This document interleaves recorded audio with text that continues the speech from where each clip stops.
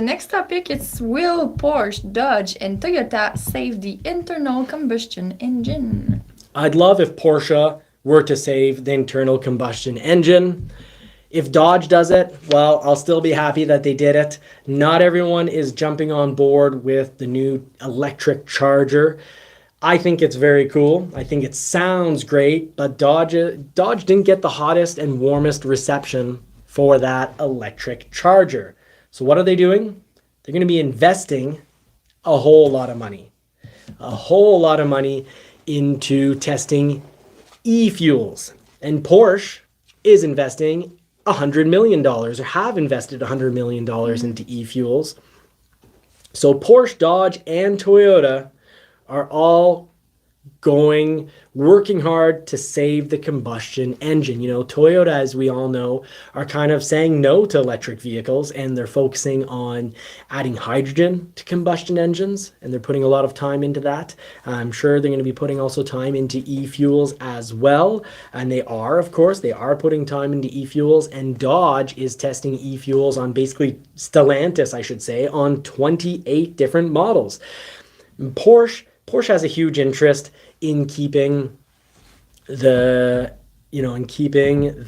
internal combustion engine alive. It's in their interest. They've got about 150,000 911s still on the road, and as such, they have a huge interest in keeping these classics on the road because people love Porsche 911s because of incredible resale.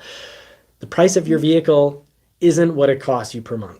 The price of your vehicle is how much you buy it for and how much you sell it for. So if you get, think of people that 20 years ago bought a 1995 Porsche 911 for not that much money, and now 20 years later, it's worth 2.5 times more. It'll have increased in value more than most people's stock portfolios, and it looks a whole lot sexier than a stock portfolio. You don't take your stock portfolio, park that little bad boy folder. You don't just and show it to everybody. You don't just take this, leave it on your garage floor, and when people come over, you're like, oh yeah, I've got all sorts of beer. What flavor would you like? Come in the garage with me. Open up the garage, and then they go, hold on, forget the beer.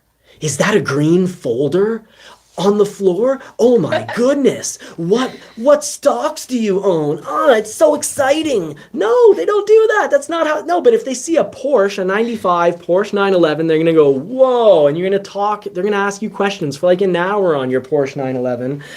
Lily here, I guess I shouldn't. She wants to say hello. Yeah, she wants to say hello. I shouldn't do little accents because I guess she needs to see that I'm okay. Wake her up. Woke up the beast. And no one's going to feel like you've woken up the beast if you've got a stock portfolio sitting on your garage floor. So it's nice. It's all about how much you bought the vehicle for versus what you sold it for. And if Porsches decline tremendously in value because, the internal combustion engine's gone out the window, become illegal, because we've got a looming ban on the internal combustion engine, but really it's on the ban that's coming down the road is on engines that pollute. So it'd be very profitable for Porsche to save those vehicles, because as long as people are still running those 150,000 911s, well, it's worth millions in maintenance, repairs, parts. So they've got to keep these vehicles going. They've got to keep people interested in the internal combustion engine. So that's why they put in $100 million into e-fuels. Now, e-fuels, what are they? They are synthetic, low-carbon, liquid fuels. And let's try to get a good picture of a Porsche up here. Let's get something. There we go. That's better for the background. So that's actually basically what I originally ordered a year ago. We'll talk about that process later on in another episode. If you're watching this separately or in the live, you get to stay tuned and you will see that go by. Now, e-fuels produce about as much carbon as regular fuels.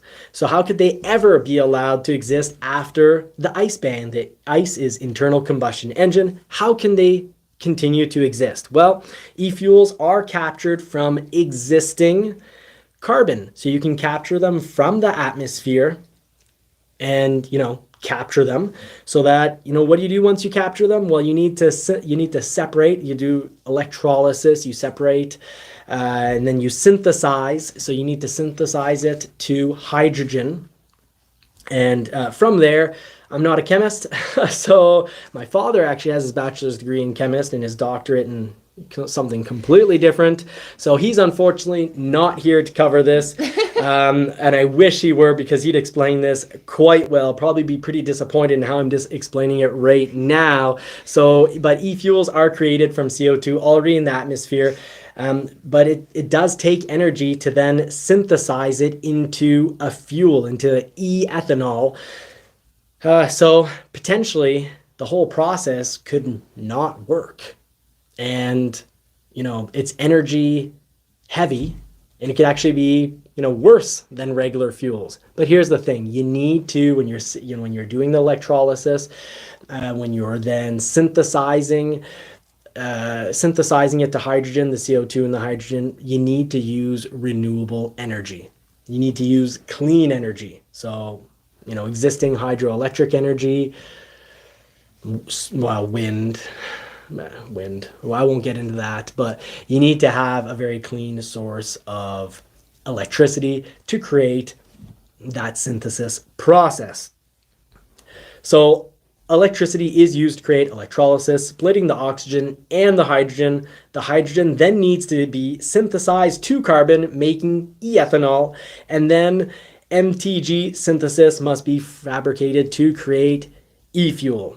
I understand about 3/4 of what I just said, but that's how it gets done. Now, the whole process is, of course, less effective if you're not using clean energy, and we need to streamline the whole process by using very clean energy. But once you get that done, well, you're capturing carbon, you're putting it in a vehicle, using it, and then the carbon goes back out. So it's we call that net zero.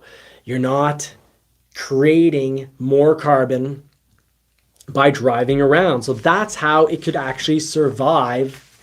It'd have to survive the internal combustion engine ban, because you're not causing any damage. So hopefully that is going to fix everything. Now, fix everything. The real source is it's not going to fix everything. It's going to fix passenger vehicles. Because we already know that, batteries in planes, it doesn't work. Batteries for long hauling in long haulers don't really work, because you have to have incredible weight in order to, actually be able to fly for a long enough time, or to haul for a long enough time. And there's a few real issues with electricity right now. Battery technology, yes, people love it, it's clean, but there's some facts to consider. And there's desire to fix the problems, because if you look at it, fun fact, a 10-hour flight of a 757 takes about 36,000 gallons of fuel. Mind you, you probably wouldn't want to try to fly for long distances with an extremely heavy plane because the batteries, you want to fly long distance, you need more batteries. You have more batteries, the weight continues to go up. So you're not actually being able to, it becomes currently impossible to do long flights with batteries, just like it's currently impossible to do convenient long hauling. Now, and at least when you're hauling, even if you have to stop a little more often, it's okay. But when you're in the air, you don't want to have a surprise stop because your electricity from your batteries runs out in the plane. So that should actually fix everything. So interesting facts about how electricity is made in the States. In Quebec here, it's hydroelectricity. In Ontario, a lot of it is from nuclear. But how electricity is made in the USA, the number one source of electricity, well, 30% of it is made from natural gas. And the number two source is coal. And guess what? Coal puts out lead. That's not good. We remember lead gas and makes people violent and angry and dumb. It lowers IQ, so lead is very bad. So when you burn coal, you're producing lead. You're releasing lead. You're releasing mercury and many other dangerous poisons into the atmosphere. So right now, this silly push to force the ban making it illegal to have internal combustions.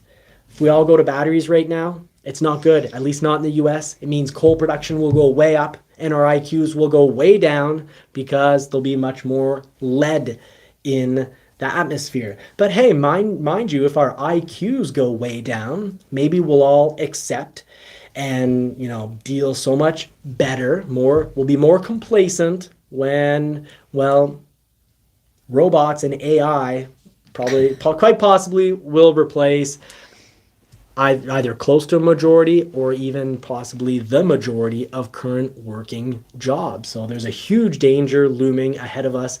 AI could make all our lives easier and we could live better if we share the wealth and the benefits that AI creates. But more than likely, it'll be controlled by a few for at least a period of time. And that means we're all going to have probably AI overlords. So, yay, 10, 15 years from now, yay to the future. But while we can, let's drive fun cars.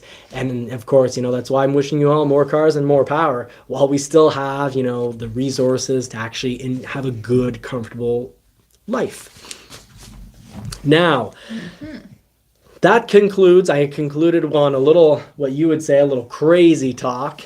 But that's fine. Whether you like it or not, doesn't take too much time. As long, I can be crazy for a minute or two at a time. That's the rule here in the house. Yeah. And after that, you need to calm down. I'm telling you, AI is a huge danger because, you know, AI likely won't be evenly shared amongst all the people. We'll probably come to a point where our population is very much unnecessary because what are we going to do for work? So let's see what happens down the road.